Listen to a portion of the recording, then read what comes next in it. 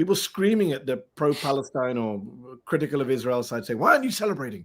Why are you not celebrating this ceasefire, the end of the genocide? Where is the pro-Palestine crowd now? Said people on CNN and people in the Israeli media and people in the Republican Party.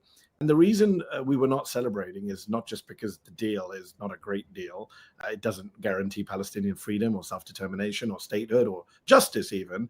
But even on the bare minimum, the ceasefire that it clearly aspired to get, we have longer memories than some of our critics. In January 19th, in fact, the day before Trump became president, we had a ceasefire. It lasted till I think March the 1st. When Netanyahu and co. March, I can't remember what date, but it was in March. They bombed unilaterally Gaza and ended that ceasefire. Every time there's been a ceasefire, not just in Gaza, but in the history of this conflict, Israel tends to violate that ceasefire.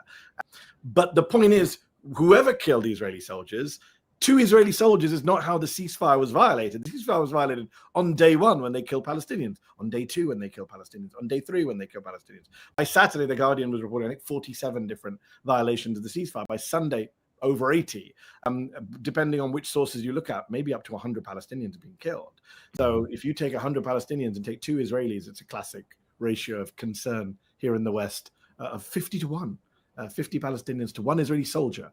So it's complete bullshit as usual. It goes to the fundamental core of the problem of coverage of this conflict, which is Palestinian deaths. Palestinians are erased from the discourse. And anytime anything bad happens to an Israeli, even if it's an Israeli soldier, that becomes casus belli for everything else.